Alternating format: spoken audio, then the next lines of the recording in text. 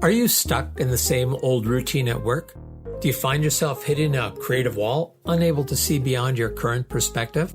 It's time to break free and unlock the power of fresh perspectives.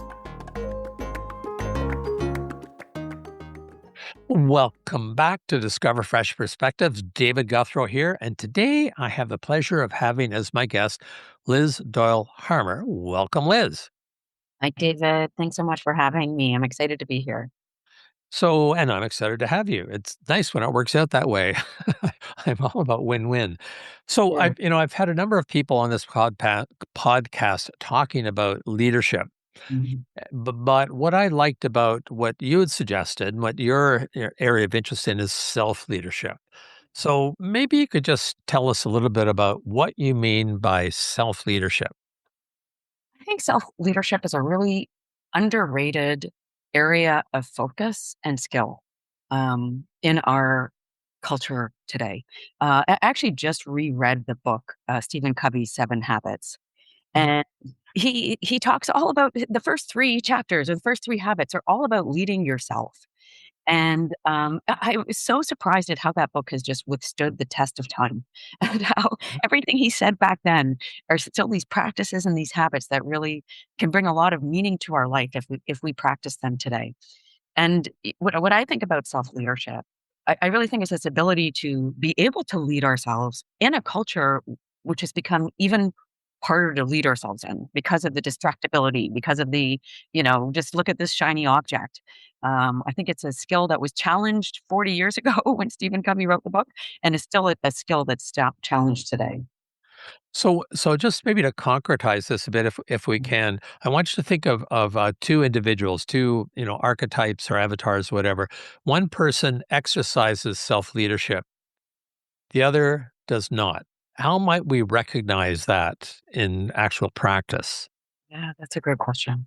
Um, when I think of self leadership, I think it's the ability to know what you care about, a meaningful future, a meaningful vision that you want to work towards, and then be able to lead yourself towards that.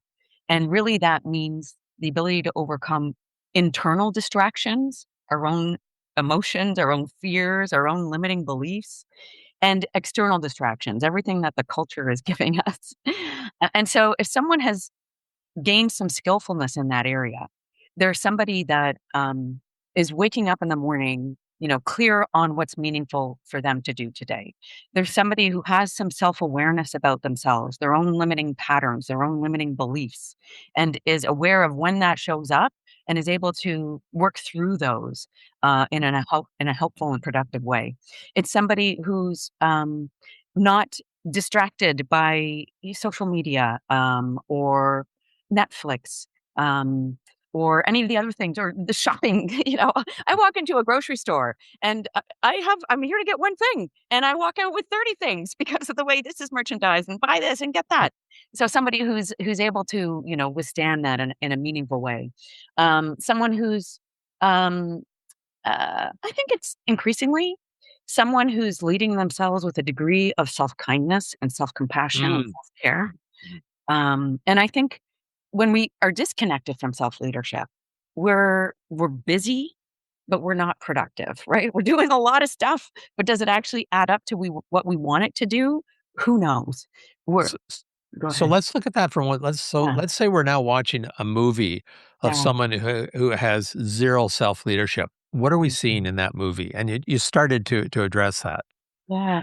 So, I picture somebody excuse me, waking up sort of low energy, right? Dragging themselves out of bed. And, what's to do today? First thing, maybe looking at the phone and then reacting to whatever showed up on their phone rather than waking up with their own agenda of this is what's meaningful today. This is what I'm going to work towards. So they're already starting in a place of reactivity rather than creation. And so waking up, what's the phone say? Right away, feeling like I'm behind the eight ball. All this stuff is coming at me. I got to deal with all this stuff. And then going through their day, responding to things, getting things done. They're super busy and productive necessarily, but not feeling like it's actually adding up to that future vision that they care about. I'd say we also, what I see a lot of is kind of leading ourselves with this inner critical voice, which I think is not a helpful way of leading ourselves. And I see a lot of that. So, just a moment of reflection for those that are listening. So you just heard those two. So someone that demonstrates self leadership, someone that does not. And so, if you had to put yourself at one end of that spectrum or another, where would you put yourself? First question, as you're thinking about that. Second question, if you're at the self leadership stage, how do you ensure you don't take that for granted and stay there? If you're happy with the not being in the self leadership, you're comfortable with that, that's cool. But if you want to actually move the other direction towards self leadership, pay close attention to what we chat about next, because there might be some thoughts on how to go about doing that. So before we get into that conversation, sorry, I should pause for people to think about that. Okay, hands on the steering wheel.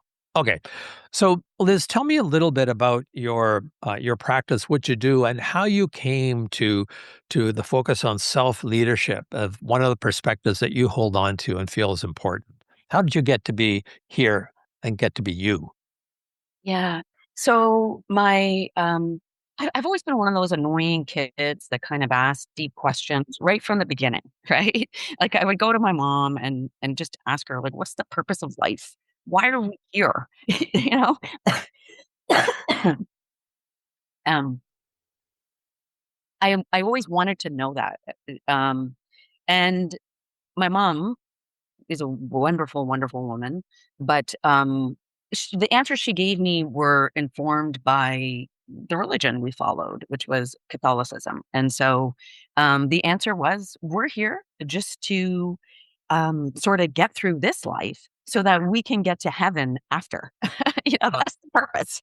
And that didn't really sit the best with me because I was like, "Well, we have this whole life here. Like, really, we're just kind of waiting until we get into heaven after. And if I do things okay here now, then maybe the rewards will come later in this afterlife." And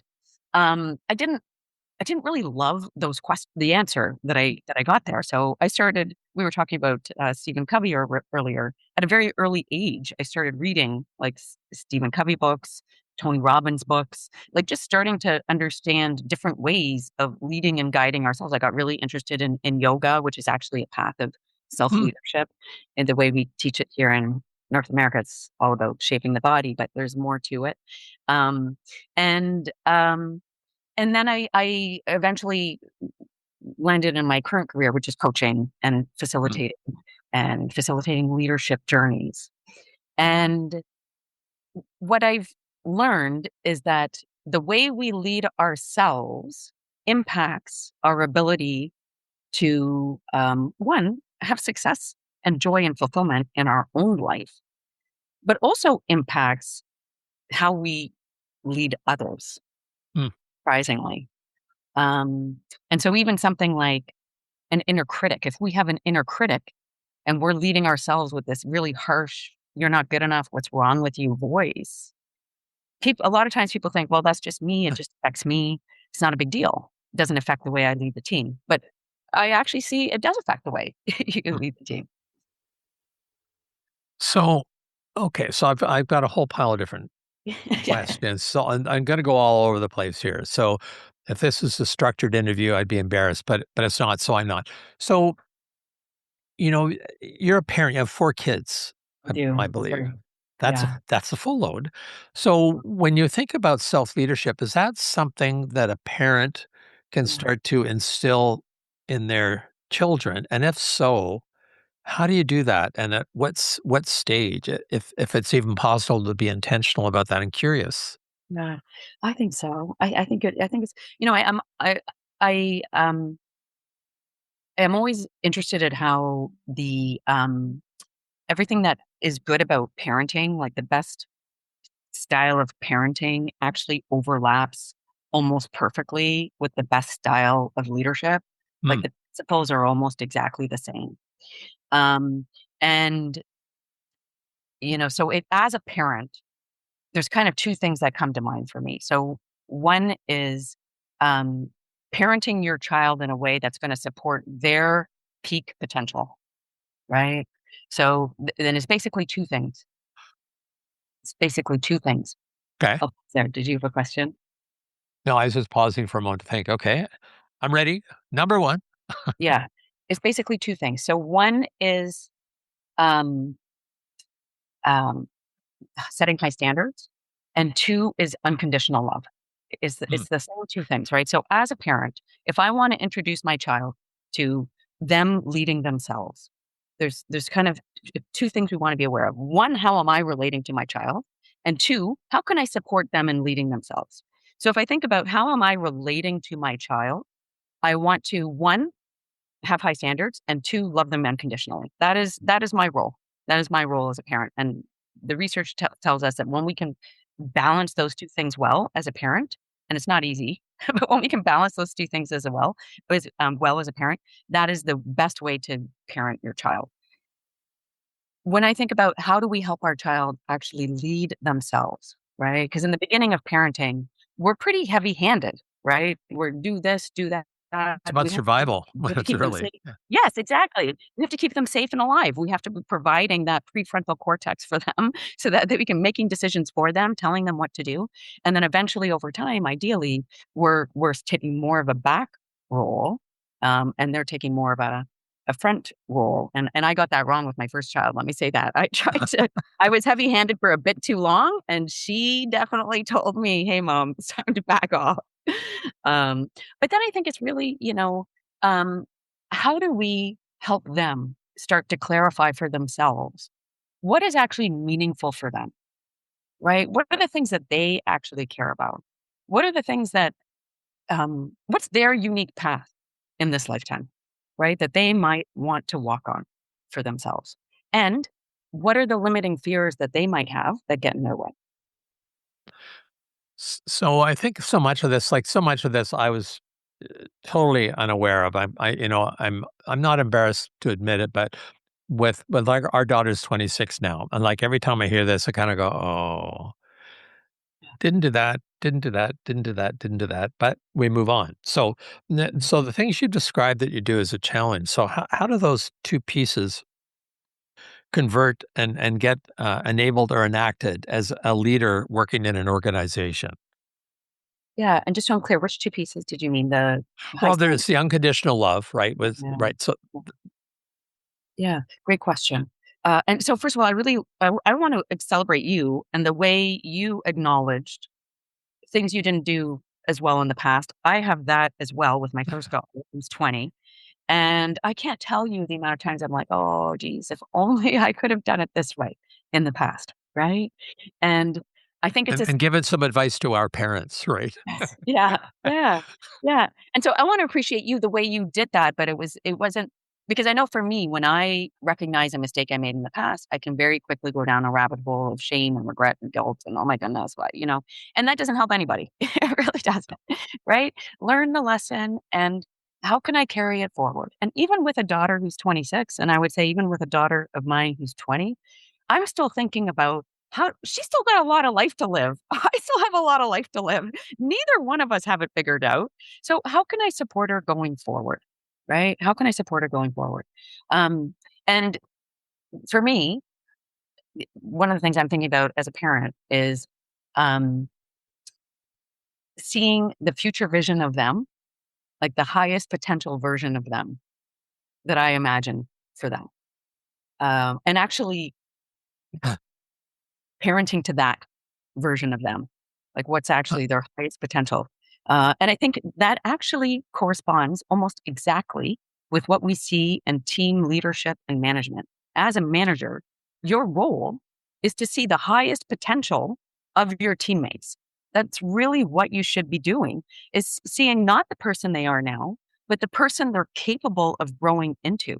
That's your role. That's how you're going to get the best of the team, right? We all need that.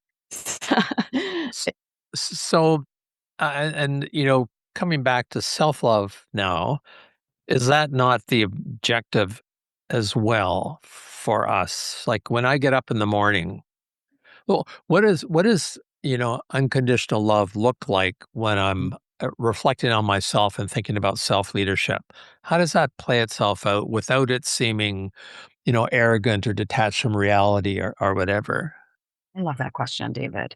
I think it's such a good question. Um, so for me, I'm actually actively practicing every day a self love guided meditation for myself.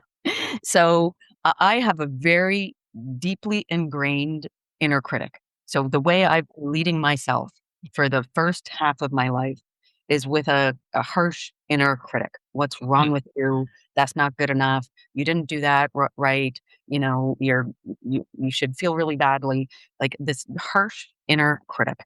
And the belief in there was I need to be hard on myself in order to do better, right? That's pretty much at the heart of most people's inner critics is this belief of if I'm hard on myself, then I'll do better. And so what I would say is if you recognize this for yourself, that you have an inner critic, first of all, just actually get curious about that. Is your inner critic helping you do better? Is it helping you do better? And so just notice for yourself whether it's actually working. And what I would offer is that Kristen Neff's research on self compassion, what she has found is that people who are actually self kind to themselves, self compassionate to themselves, they actually go further. And the reason for that is because when you have this harsh inner critic, you actually avoid doing the really big and scary and challenging things because if you can't do it, you know you're going to get an inner beating later on. So that you actually avoid doing these things. And her research, what it says is that people who have actually practiced this self kindness, self love, self worthiness, um, they actually go further because they're like, hey, I know that I'm going to be there for myself. I'm going to have this unconditional love for myself. I'm still going to have the high standard, right? I still want to go after this, but I'm going to also have this unconditional love for myself. Even if I fail, I'm there for me. So that triggers a whole pile of other questions that I'm reflecting on now, and I'm just thinking, and going back to the relationship between self leadership Mm, and leading others. The question that just occurred to me is, how does the way I feel about myself influence how I treat others? yeah. And is that effective? And, because I think it'd be pretty easy to say, well, I think it's really important to treat others with respect to all those other kinds of things. Personally, I don't think I deserve it. And it seems to me that that could create a lot of inner conflict, right? That incongruity, that lack of alignment. I love that. That's exactly what it is. It's incongruous, right? And we sense that, we notice it. And I would also say it's ineffective. And Hmm. what I would say is that um, so Tasha Eurek is a positive psychologist. She says 95% of us think we're self-aware, only 10 to 15% of us are. So a Hmm. lot of times the ways we think we are, we think it's working, double check that because it might not actually be working. And so one pattern I've seen around this, the inner critic, because I think it's quite common. So we lead ourselves with this harsh inner critical voice, right? And we think we're being kind to others, or we're definitely trying to be kind to others. And we think it's not a big deal if I'm hard on myself, right? Because I've figured out a way to be kind to everybody else. And so, first of all, what I would say is just check yourself. 95% of us think we're self aware, only 10 to 15% of us are. And what I've noticed instead is when we have this like harsh inner way of leading ourselves, when it comes to leading others, two things happen. We either bring that criticism out on them, right? Hmm. Like, Hmm. I'm hard on myself, I'm going to be hard on you, right? That happens. Or we have this coddling response for others. I'm hard on me. I don't want that for you. So I'm gonna coddle you. I'm gonna be like, I'm not gonna expect too much of you. I'm gonna be overly kind to you. I'm not gonna demand too much. So I see that in leaders as well, doing too much for them, not expecting them, coddling their team. And I believe it comes down to they haven't reconciled this way of leading themselves. And if they did that, they'd lead their team more effectively. I have a hunch, and again, I may be projecting here, that the way that people treat others as a reflection of themselves is largely unconscious. They're not even aware of it. right? Yeah. And so as long as they remain unaware, there's nothing they can do about it and still keep, tripping over the same the same thing every time. So I guess my question would be if you wanted to be on a path Mm. of self-leadership, what are some starting points? And are there some natural steps? And just thinking to people that are listening, thinking, oh, yeah, I do that. What I really want to get better, but I don't know where to start. So if you have any suggestions around that, that would be very helpful. So I think it's helpful to have a vision for your life, right? And it doesn't even have to be like your whole life, but for the next 5 to 10 years, to have some vision that inspires you, that excites you, that maybe even terrifies you a little bit.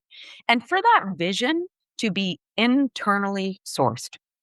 So coming from you, not from your parents, not from what culture told you or society expects of you, but actually an internally sourced vision that feels authentic and meaningful to you that you care about. I think that's a helpful step one.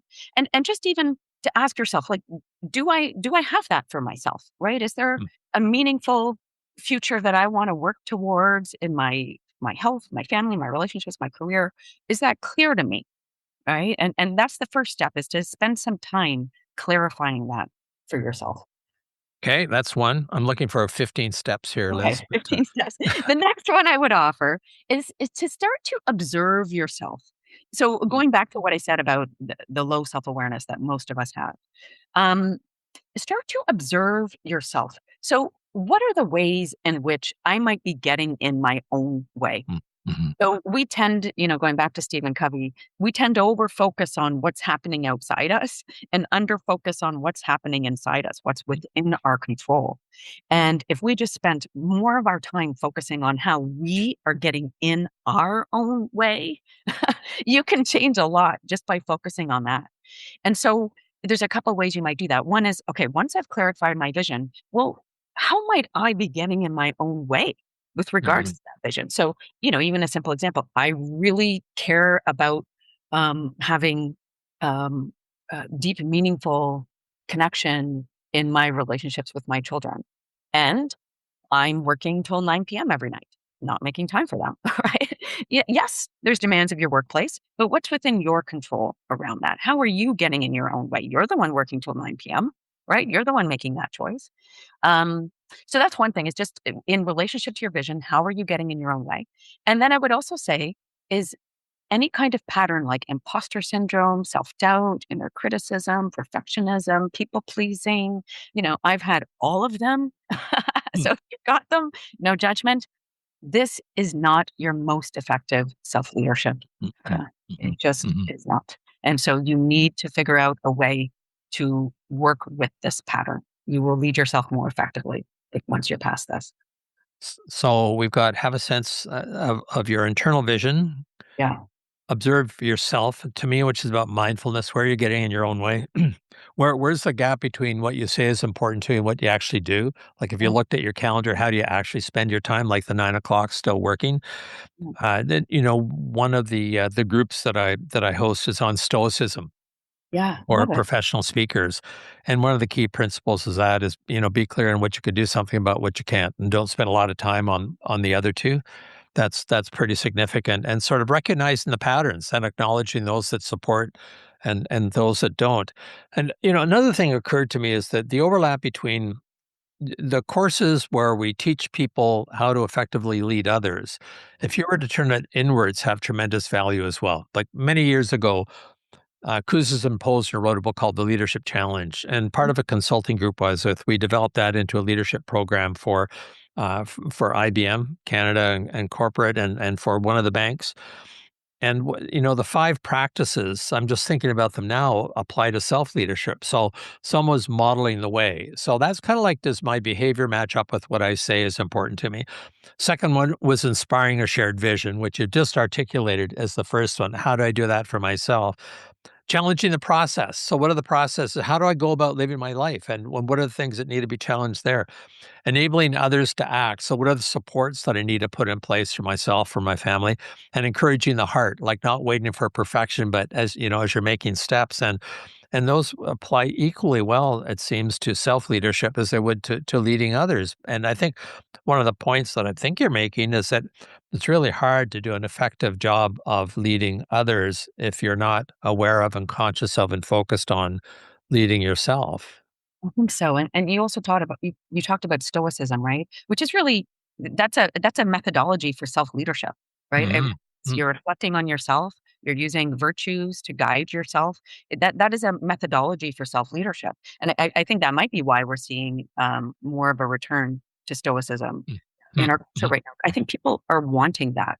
I think religion, in a way, offered us a way of leading ourselves, but there were some flaws. I'll speak about the religion I was raised in, with some of the structures that were happening, Mm. and people kind of turned away from it. But I think Mhm. we've thrown the baby with the bathwater. We've Yes. lost that the moral compass and that internal reflection and that self observation and the deeper questioning of how do I want to be in this world. Mm. um, and I think these are important things to return to. Now, I'm taking a wild guess here that perhaps you work with people to help them develop their own self leadership. So I will make sure your contact information is in the program notes. But Liz, if I was your client, if I came to you and said, "Okay, Liz, I really, I don't think I'm being as effective a leader as I could be," how would you work with me? Just as just to give people a sense of what that looks like when someone wants to develop their own self leadership. Yeah, so I've got a free diagnostic on my website, which can be a good place to start. So just to assess your own self leadership, I think there's 10 or 12 metrics on there.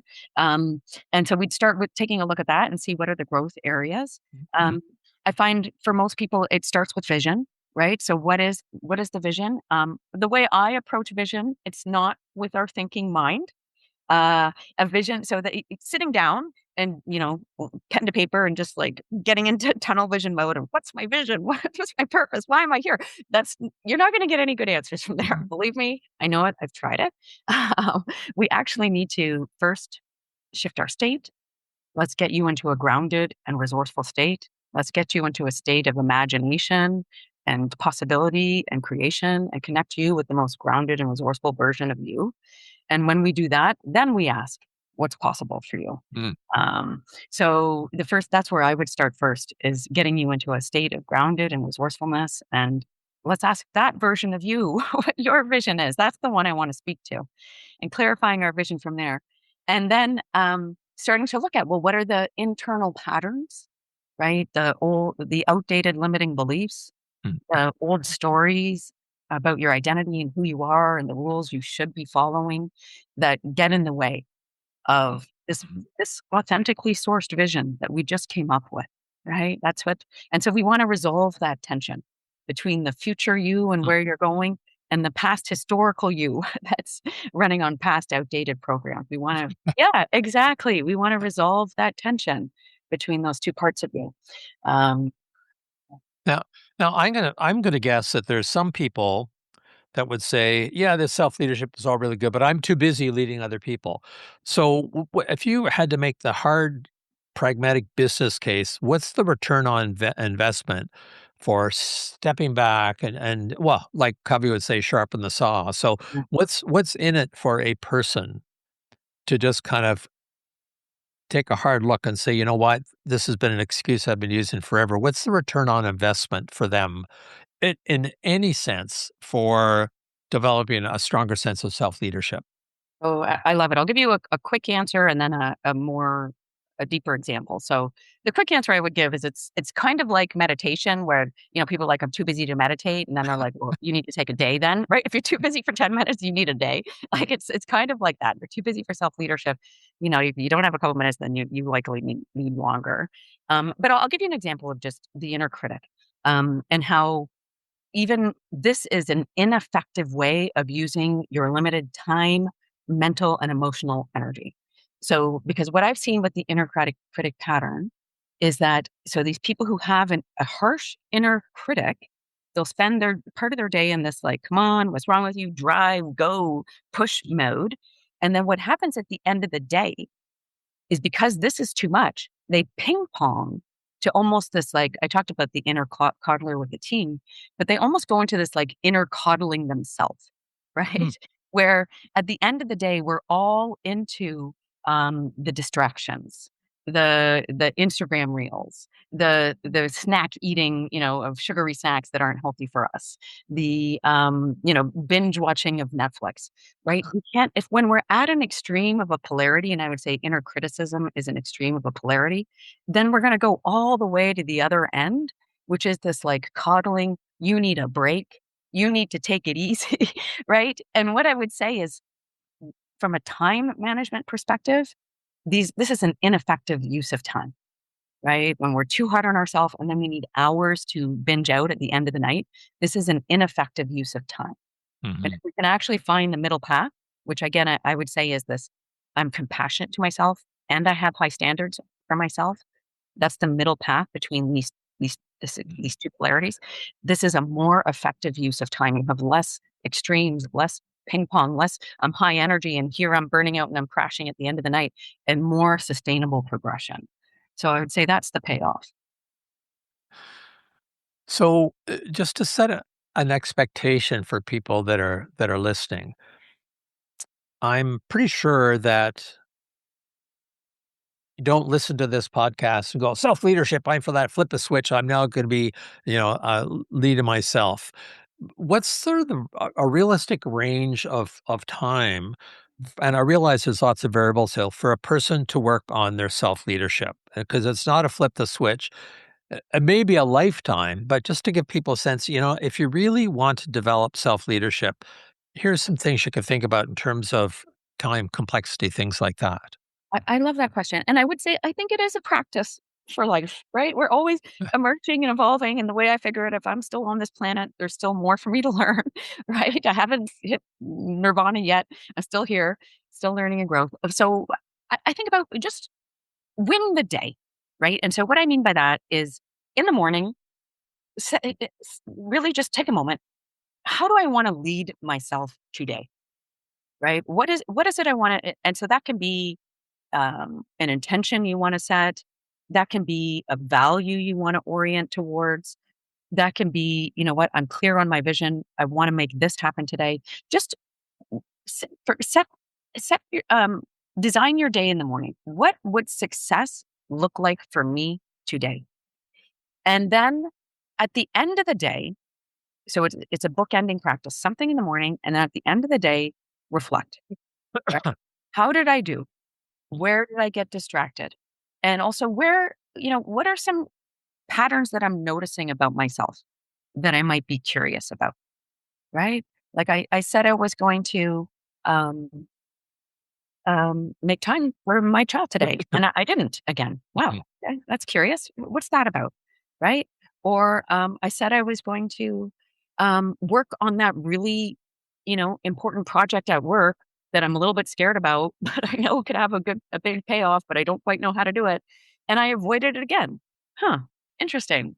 What's that about? Mm. Just start to observe that. You'll start to see themes and patterns, and over time, you'll be increasing your self-awareness. So the goal is not to set your intention and do everything perfectly. The goal is to set your intention, start practicing this idea of, getting clear around what's meaningful and important for you today, and also observe yourself and start to see your own patterns. That's the goal. So that's something that any one person can do. I also assume that because you're a coach, if people wanted to, they could get coaching to help someone guide them through that. Is that fair?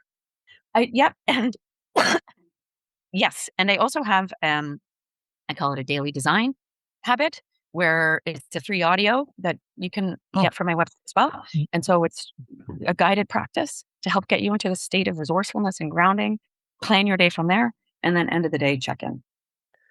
So this has been great, Liz, and I'll tell you just a little bit anecdotal. My something I'm going to do when I get off this recording of this conversation, and I'm what I'm going to do is put a little piece of tape on my Mm, mirror with mm, this question: um, How do I commit to leading myself today?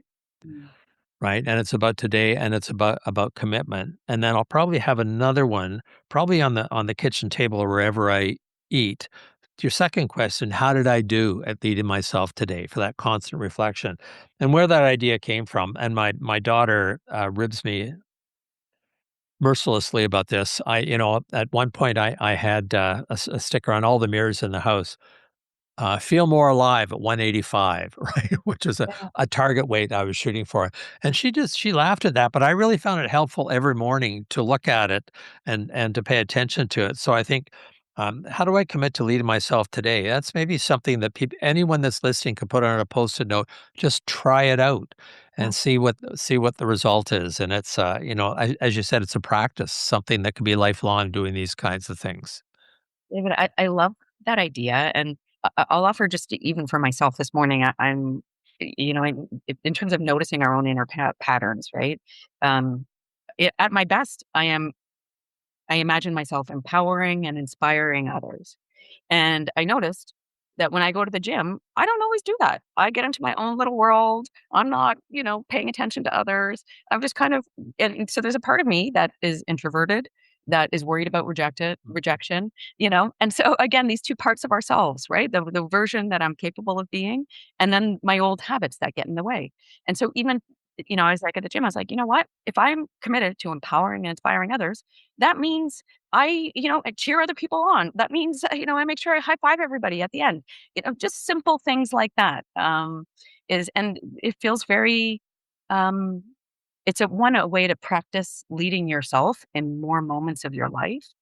And as you do that, you recognize, hey, this is actually fulfilling for me to be living my values in this way. So I think part of this is certainly to have that intention is a good start, and some of us, looking at myself in the mirror, need reminders of this, and so I've got a little wooden coin on one side. It says, "I can work with this," and as a reminder, no matter what happens, what surprises me, I start from a position of agency. I can work with this. And then on the flip side, it says, I will work with this, different emphasis. So, I'm not at the effect of the things that happen to me. I know that I can. I don't know if I want to, but I start from I can. Same sort of thing of having this on the mirror as a reminder because I'm visually oriented. So if I don't see it, I forget about it. If I need to remember to bring something, you know, uh, to the office or whatever, I have to put it in the middle of the floor so I trip over it. Otherwise, I forget about it. So for each person out there, to know yourself, what you need to do to commit to something and then to help you remain accountable to it. So this has been a great conversation, Liz. It's so nice to have had this time together. Thank you so much for being a guest. thank you for exploring this perspective and bringing your beautiful curiosity to this call today, David. So, David Gouthro, Discover Fresh Perspectives. The only guarantees that I can offer are that next week I'll have a different guest with a different perspective on something. Come on back and explore with me. Subscribe now because on Fresh Perspectives, every episode is an opportunity to explore new horizons and redefine what's achievable.